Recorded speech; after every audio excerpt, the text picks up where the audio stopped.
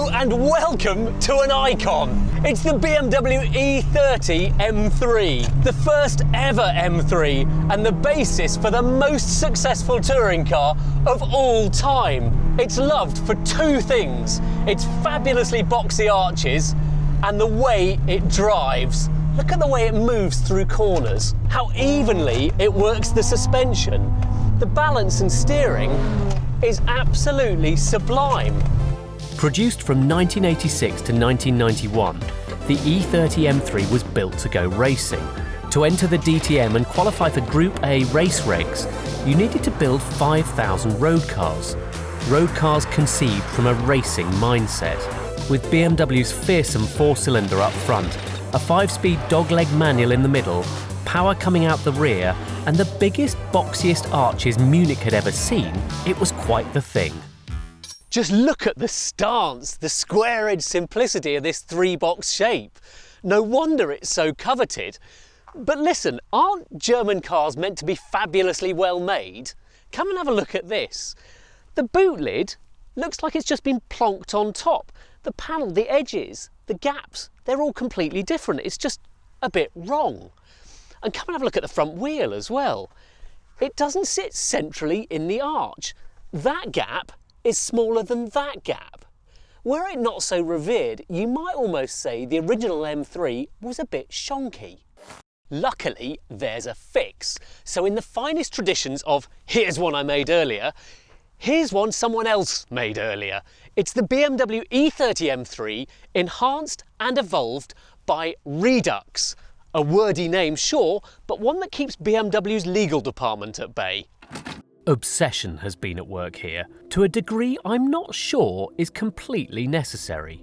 But let's talk you through it, starting with the bits you can see. Every single body panel, bar the doors and the roof, is carbon fibre, and that's allowed some changes to be made. For starters, the front arches have been pushed out, they've been given a bit more girth, and the same at the back. It's about 40mm out at the front, 50mm out at the back. They've actually rounded the tops of the arches off, so it all fits together a bit more cohesively. And look at the boot lid, this is fantastic. The panel gap is completely proportionate here, and they've actually changed the angle of the spoiler. It used to come further out, but they've matched it to the angle of the rear window. They've actually extended the end of the boot lid here, and the spoiler itself is a work of art. But my favourite detail is this. If you come under here and have a look, you can see there's a herringbone pattern in the carbon fibre. Well, if you open up the boot lid, it's repeated in the boot lid. Are you getting some idea of how fastidious this car is? The front end, the splitter, grille and headlights have had just as much attention as the rear. Entirely unsurprisingly, the same is true inside. Unlike the original, there are no buttons on the centre console. Instead, they're hidden in the ashtray. The hi-fi has been centred in its panel. The gorgeous dash with its iconic clocks cleaned up. Key info has been tucked away in a ceiling-mounted screen. Back in the 80s, only Knight Rider had one of those. As a final flourish, let me draw your attention to the seats, and specifically the Redux logo here, which is made up of 30 perforations, because that's how many of these cars they're building. And see how they're arranged in multiples of 3. You find that all around the cockpit. I'm not going to bother counting how many dimples are on the gear lever, but look, there's 3 over here, and if you come with me, that pattern is repeated here. Look, 6 lines on there, 6 lines down here, 6 lines on the cylinder head cover. But only 4 cylinders. Something has clearly gone wrong. No, I'm kidding. It's BMW's famous S14 4-cylinder engine, and as much detail work's gone in underneath here as anywhere around the rest of the car. For starters, that is no longer a 2.3 litre, it's now a 2.5. Same sump block and heads as before, but entirely new internals. It runs on throttle bodies with a Motec ECU. You can have it with a billet engine block. That's bonkers. And an extra £12,000. This car doesn't have that, nor some other options. An Inconel exhaust, carbon ceramic brakes, XTC dampers. The same as fitted to the, no, not allowed to call it the Singer DLS. It's the Porsche 911 reimagined by Singer, the results of the dynamics and lightweighting study. Although what you call it in the privacy of your own home won't be subject to legal action. Likewise, this is not a Redux M3, it's still a BMW M3, but one that's been enhanced and evolved by Redux, which is a bit of a mouthful. Time for a spot of driving. Dogleg gearbox, down and back for first, off we go. And they had those dogleg gearboxes because second and third was the racing plane. Oh, listen to this! 4 cylinders are criminally underrated. This one develops 300 horsepower and 205 pounds-foot of torque. The original car only developed 200 horsepower. This one's closer to some of the racing versions and the later cars. That's 300 horsepower from 2.5 litres. The car only weighs 1,150 kilos, so it's got a power-to-weight ratio similar to a standard 911 Carreras, about 260 brake per tonne. And lack of weight means it moves easily. It changes direction nicely. Then it just pulls itself, hurls itself out of corners with that noise. And it feels stiff to start with, but not the suspension. The suspension doesn't feel stiff. It's the shell that feels stiff. When Redux get these and strip it down to basic, the first thing they do is completely re-weld and seam it so it's as tight as it can be.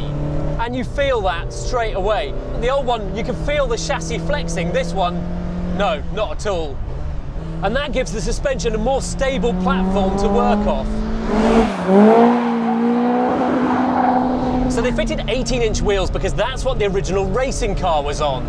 And doing that has allowed them to fit bigger brakes. In this case, big AP racing brakes that really do have a lot of bite. But no ABS. And a little bit too much rear bias on the brakes at the moment, so we're locking up at the back sometimes before the front. Just keeps you on your toes. It feels like you imagine an original M3 is going to feel, but an original M3, as I've already shown, it's quite soft these days. This isn't.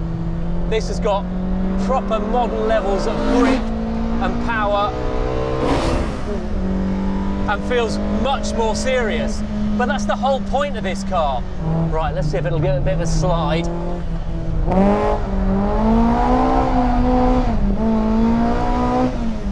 Yep, it'll do a slide. It's a bit weighty on the steering. But Redux do say it's not finally fully there with the development yet. Shows a lot of promise though, but then it was always going to, wasn't it? Because it's based on the most successful touring car ever. Still got that same balance to it though. So it feels like you imagine an E30 M3 to feel. It drives like you imagine an old one to drive. Because the old one doesn't really drive like you imagine it to do. It's now a bit soft and slow. And this one is neither soft nor slow. It's more immediate, it's crisper, it's faster and harder. And it makes a great noise. Oh. So it's nice to be able to report that it drives with the same sort of detail as the rest of the car's undergone.